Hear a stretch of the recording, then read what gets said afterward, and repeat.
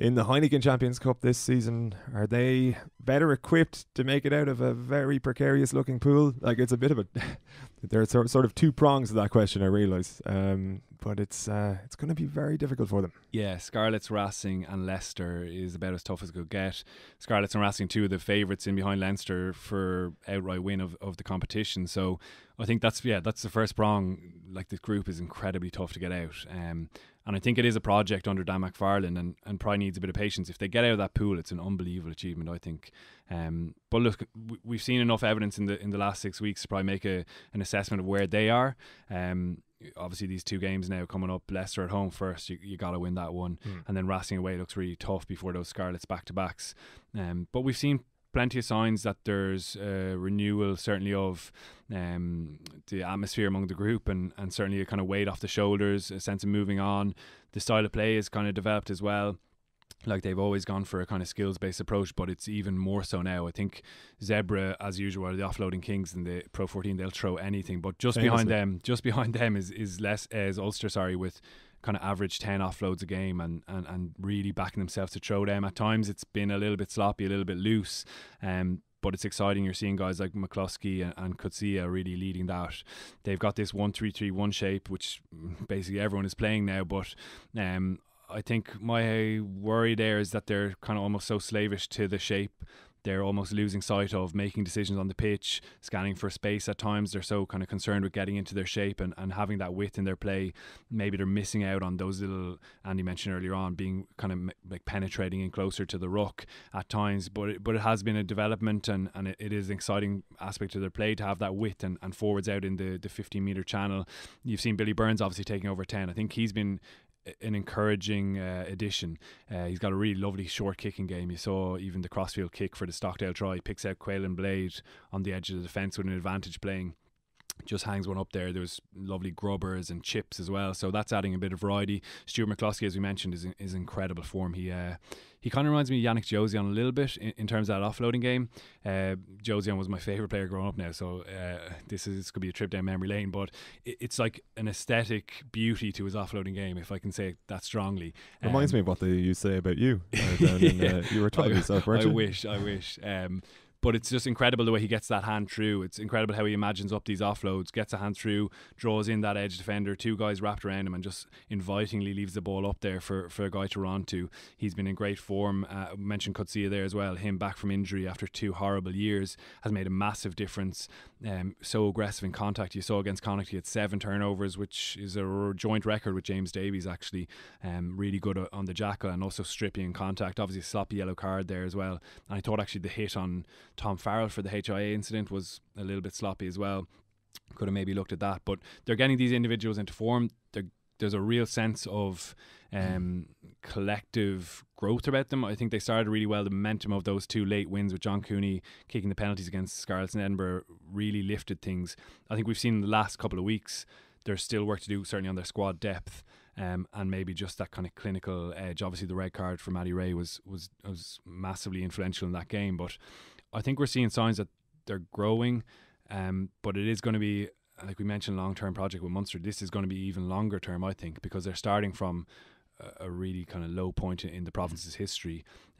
So while I do think they will be more competitive, I'd be surprised if they get out of that pool. Yeah, Andy, from Ulster's perspective, you're kind of staring into the pool of death, and now there are a couple of tough ones, granted, this year, but when you're arguably, like, if it was to be sort of, power ranked the weakest side in the pool, maybe the perfect fixture to start off with if you were looking to build momentum with Leicester at home. But what's the approach there, knowing surely as a player that we're seriously up against it here? Is it a case of taking it game by game, to use the old cliche, or is there a way of sort of gearing up for it a little bit differently, whereby, I don't know, would you even consider yourself the rank outsiders in a pool? I think they've just got to be pragmatic and accept they are the rank outsiders, take some pressure off themselves, and I think more now than ever they need to be brave and have a bit of conviction about how they're trying to play. Dan came from, obviously was originally with Connacht, and then ended up as a coach under Gregor Townsend, who's really innovative. Scottish rugby is on the up, and obviously Townsend and the likes of Dave Rennie over in Glasgow, they play an offloading game, and it's aspirational and it takes time. And the worst part of seeing someone try and implement an offload game is when they abandon it 3 games in because it hasn't worked, and players get a bit on edge and say, you're not telling us enough where we need to be on the field. And to me, that's an abdication of a player's responsibility. If you're given a bit of leeway by a coaching team, there's an associated level of responsibility they're giving you. They're actually giving you trust, and they're saying it's up to you to make the call on the field. And that's really refreshing for a lot of normal guys who like playing sport. There are lots of non-normal guys who play sport who want to get told everything, down to the very, very last yard of where they need to be, and that works for them. That's fine. Dan isn't like that. I think he's taken huge learnings from the Scottish setup, and he's bringing it back in, and as a result, Ulster are making an average of 10. Did you say 10? 9? Yeah, in the Pro 10. Okay. The thing that I note, I suppose, is that Connacht winning under Pat Lam in that season had the most unforced errors in the Pro 14 at December. At Christmas time, they had the highest level of unfortunate. They went on and won the league because they were brave enough to stick to what they were trying to do. And the same way you watch a 2-year-old trying to walk, they keep falling on their arse and eventually they work it out and they walk. They don't get a template handed to them by their parents with a strategic plan to say, learn how to walk. So, they've got to be brave and they got to back what they're trying to achieve. And I really I think his selection policy is very obvious now based on that. If you look at Nelson, Kernahan and Stockdale as their back 3, I think is Stockdale the oldest? He's 21. Yeah. He's the oldest of those 3 Nelson's guys. a bit older, but okay, but they're not young. Much experience, yeah. Yeah, and he's saying go give it a shot. I'm going to back you, and there's no chance they're going to get everything right. But imagine they come out of a 6 game group against these 3 teams with a squad that is a bit more battle hardened, wiser from a European season. Who cares if they don't get out of their group? That would be a huge step forward for their overall squad. Yeah, like you mentioned Kernan there, he was in the sub academy literally a matter of months ago, and now he's starting for them in a big game and featuring really prominently. Tom O'Toole at tight head just turned 20, I think. Obviously had a tough time at scrum time last time, but an exceptional prospect as well. Like Nick Timoney's really growing into that as well, and they're the kind of long term things that I think Ulster fans, in fairness to them, will appreciate, that this has to be a kind of longer term growth, and it's not going to be winning Champions Cup straight away. No, and I mean they've a lot of injuries as well to key personnel at the moment who will come back into that group. But with the young guys kind of out in the cold at the moment, they're going to learn fast, and that'll be of huge value to the group overall. Yeah, and like you're bringing back in Jordy Murphy from his ankle. Marty Moore's had that calf. Will Addison was back.